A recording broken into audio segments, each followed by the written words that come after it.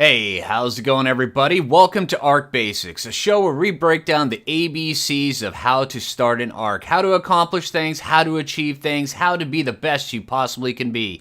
That's right, we're going with the full ABCs of arc. A for arc, B for basic, C for, well, whatever you want it to be. C can be anything.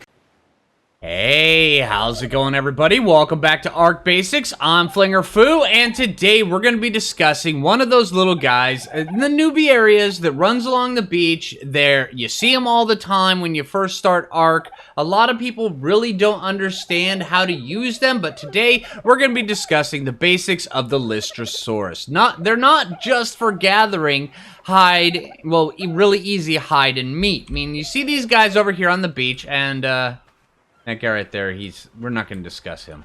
Alright, see these little guys on the beach. Now, normally if you just go up to this guy and you just grab your hatchet and decide to start hacking away, he's not going to try to defend himself. He's not going to try to fight you. He's going to try to run away slowly. Very, very slowly. And you're going to be able to just get some free meat and hide off him. I mean, it's actually pretty cool that you can do that if you wanted to. It's really not necessary unless you absolutely need it. But the option's there if you got to take advantage of it. But we're not going to be discussing about the easy hide and meat. We're going to be discussing about a little buff they have that's called an XP buff. And it really helps out. But first, we're going to be talking about how to tame these guys. Now, how to tame these guys, it's super easy. This guy's level 10, so all we have to do is, first off, strip down to our skivvies because you can't do a basics video in tech armor, Flinger. You just can't do it. You gotta be walking on the beach. That's right. Alright, so, oh, hey, here's another guy. Alright, sweet. Okay, so we've got another guy up here. He's level 30, or she's level 35, and we're just gonna go grab some berries. All it has to do is be measure berries. That's it. Alright, now there's other ways of taming these guys that's far more effective than measure berries, but we'll get into that here in just a few minutes. We're just gonna grab some quick measure berries. Alright, bam, bam, wrong button. Alright, take that right there, bam, put that down here. Now let's go find this level 10 dude that's down here. And most of the time with passive tames, you just have to walk up to their butt. These guys right here, they're so passive, you can just go right from the front. Bam, right there. Alright, so now we're just gonna give this guy measure berries and then get him to tame up. Or we could leave him and just let him wander around for a little bit, let him get lower his food down, because what's going on right now is here, you go up to him right here, and then you see that right now his food stat is slowly lowering, and he's not going to eat anything. That food stat's not going to auto-replenish until he starves to death now, because we've already initiated the taming process. Yes, that's exactly what'll happen. But yeah, we can just slip him another berry right there, and then now we just have to wait until he's hungry, and then he'll be ours. He'll be our little buddy. All right, now we're going to talk about what they use for their kibble. All right, so now while he's starving out, all right, we're going to take him. We're going to take this little dude right here, and we're going to go for a little flight, because there's some other ways of taming these guys that's really super effective. But in order to do that, we're going to have to go over by the swamp or over in the highlands or up in the edge of the mountains where it's snowy, because there's two different types of places where you can get the wildflowers for these guys' kibble. Alright, now over here on the edge of the swamp, yeah, it's gonna get a little bit treacherous, yeah, it's gonna get a little bit dangerous, but see these little things right here, these little cattails.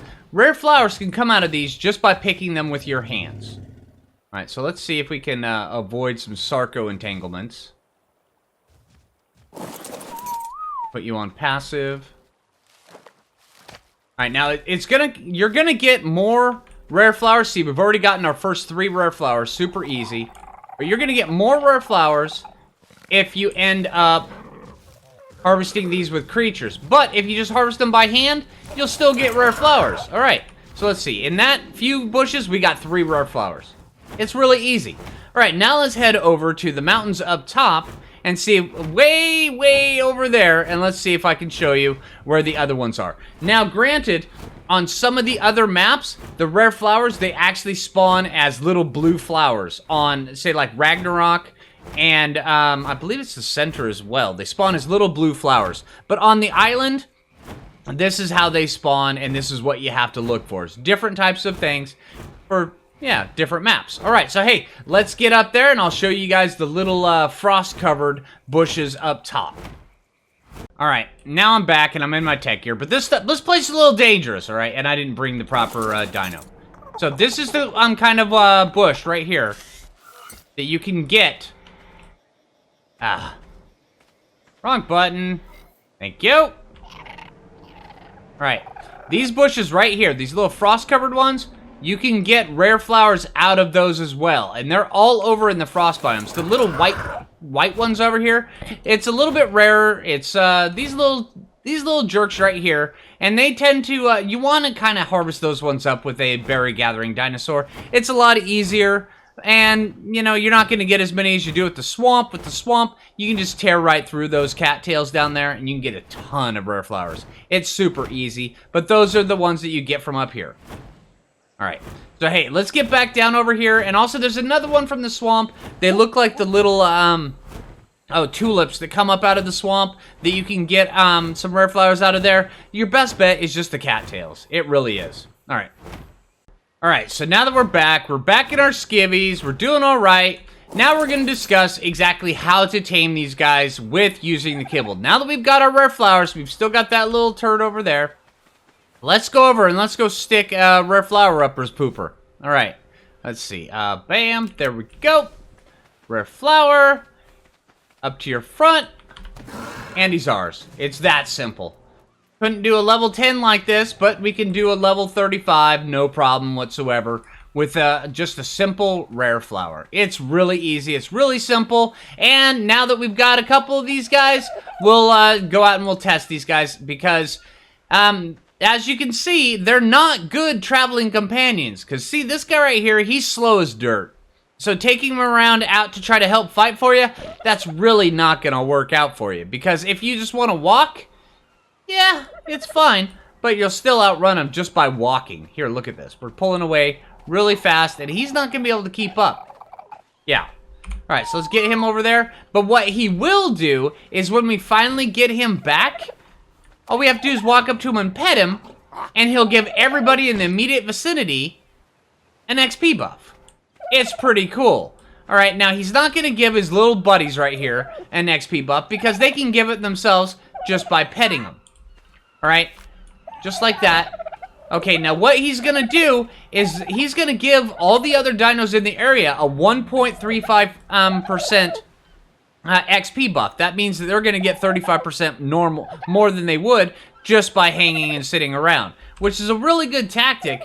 If you have a bunch of dinosaurs, you just kind of want to passively level over time, because here, let me show you. I mean, the XP on these guys, it's actually going to steadily increase. I mean, it's just going to slowly go up and up and up and up just over time. Now, these guys right here, they kind of improve that. Now, if you have one kind of next to you and you want to adventure around and get some XP off it, yeah, it might help you out a little bit, but it's really not going to do much.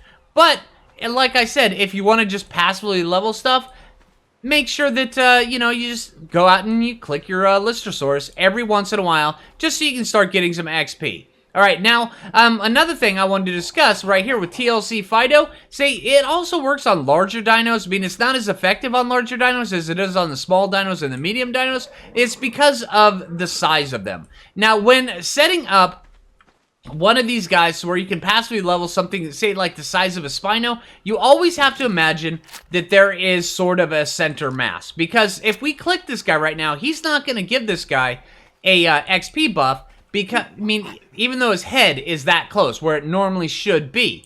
But, say, like, you have to imagine there's a little dot about right here on the very center of the dino, and you're kind of going to want to aim your Lystrosaurus towards that. Right here, let's click this guy. Let's put him on follow and get him turned around. Come on, buddy. All right, now, let's pay close attention as we're walking at how close you have to get before you can hit center mass on these guys. Because, see, we're already in range of the head, and he still hasn't been given his XP buff. So, let's keep going a little bit. And eventually, they're right there. It should pop it up. About right there. So, that means that all you have to do, really, is go center mass on these guys, and that's going to do it. And he's going to slowly be gathering XP over time, just sitting here, just chilling out, doing his own thing, relaxing in the sun, and just chilling out. All right, yeah. All right, so that right there, that is the basics of the Lystrosaurus. They're little helpful buddies. I mean, they're not just for hide and meat like everybody normally tends to do when they need the hide and meat early on. You can actually get some pretty good XP from them. All right, so hey, I hope this video helped you out. I realize it's really short, but hey, if you liked the video, make sure you click that thumbs up button. I really appreciate that. And until next time, this is Phlinger Phoo. Take it easy, everybody.